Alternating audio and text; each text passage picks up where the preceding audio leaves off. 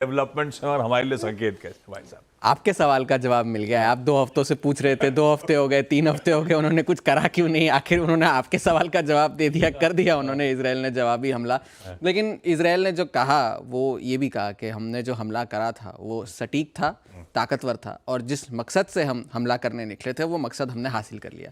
वो मकसद ये था कि हमने ईरान के सैन्य ठिकानों को भारी नुकसान पहुंचाया है और उनकी मिसाइल मैन्युफैक्चरिंग कैपेबिलिटीज़ को भारी नुकसान पहुंचाया है। ये इजराइल का कहना है।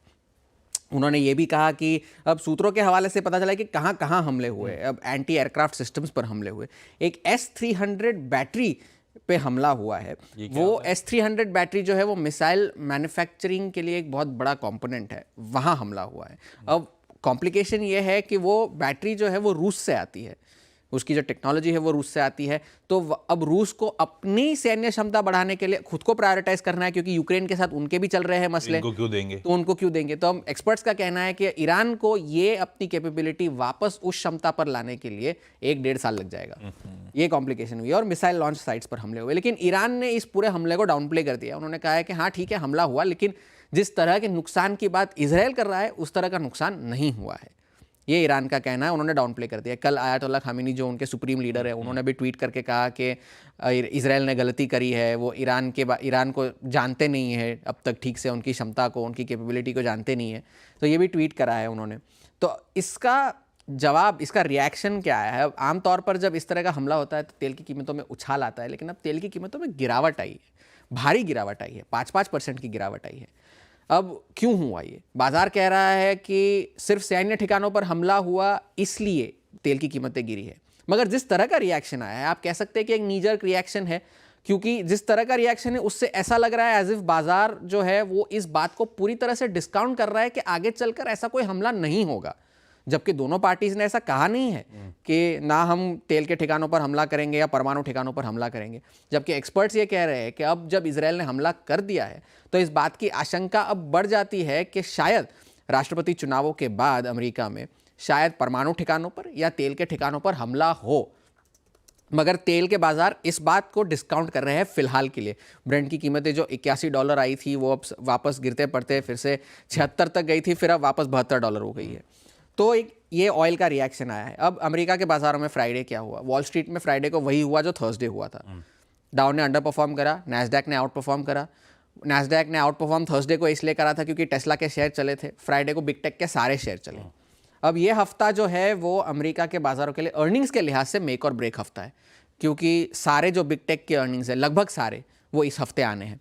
आज तो खैर चलिए फोर्ड के नतीजे आएंगे, कल अल्फाबेट के नतीजे आएंगे, AMD, मैकडॉनल्ड्स, बड़े नतीजे हैं। बुधवार को माइक्रोसॉफ्ट, मेटा, स्टारबक्स, गुरुवार को Apple, Amazon, Mastercard, Uber, Friday को बर्कशायर हैथवे, एक्सॉन। तो एक बहुत बड़ा अर्निंग्स हफ्ता अमेरिका के बाजारों के लिए है।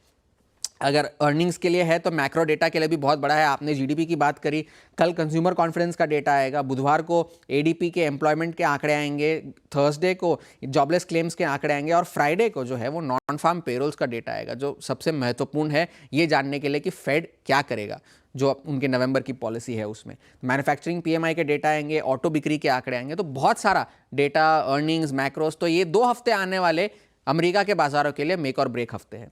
अब जापान में, एशिया में अब तो फिलहाल कामकाज चल रहा है, लेकिन जापान में जो चुनावी सरगर्मियां है वो तेज़ हो गई है, क्योंकि LDP जो उनकी रूलिंग कोalition है 2009 के बाद पहली बार उन्होंने बहुमत खो दी है लोअर हाउस में। बहुमत के लिए उन्हें 233 सीटें चाहिए थी, मिली 215। अब ये हुआ है कि जो विपक्ष है, जो उनको 148 सीटें मिली है, CDP जिसे कहते हैं, तो उन्होंने कहा है कि अब उनकी बहुमत कम होगी तो हम सरकार बनाने की कोशिश करेंगे। तो निकाय तो बढ़त के साथ कामकाज कर रहा है, येन पर दबाव है और ज़्यादा दबाव अब आ गया है बैंक ऑफ जापान पर कि वो क्या करेंगे, क्योंकि बहुत वक्त से बैंक ऑफ जापान जो है वो ब्याज दरें बढ़ाने की कोशिश कर रहा है।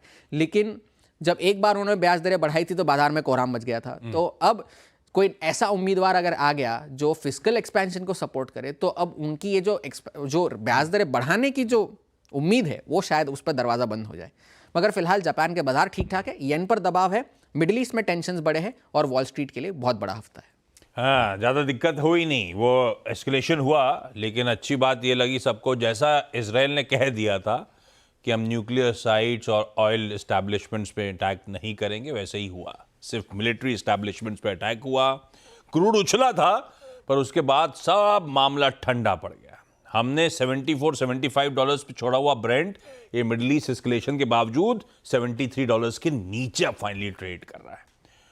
मैंने दिखाना भूल गया था, एशियन पीयर्स दिखाइएगा, हमारे सब बढ़िया कर रहे हैं, लार्जली एशिया बढ़िया कर रहा है। यूएस के मार्केट्स फ्राइडे को जैसे हॉर्मास बता रहे हैं मिले जुले थे, पर नैस्डैक रह गया था। डाउ और एसएनपी ने रिकॉर्ड हाइज जड़े थे, नैस्डैक ऑफ रिकॉर्ड हाइज था, वो रही सही कसर उसने पूरी कर दी। बाकी दोनों ठंडे पड़े, नैस्डैक आउट परफॉर्म कर गया। आज सुबह के यूएस फ्यूचर्स मूड सेट कर रहे हैं। तीनों बेंचमार्क्स यूएस के अच्छी खासी मजबूती के साथ, आधे से 2/3% यूएस के फ्यूचर्स मजबूत हैं। क्रूड खैर बड़ा रीजन है शायद मूड सेट करने के लिए। खैर यह है ग्लोब की तस्वीर इस समय की। सब ठीक है, हम ही ठीक नहीं है, बस वो दिक्कत हमारी है अपनी है। अभी भी गिफ्ट निफ्टी फ्लैट ही खुलने की इंडिकेशन दे रहा है।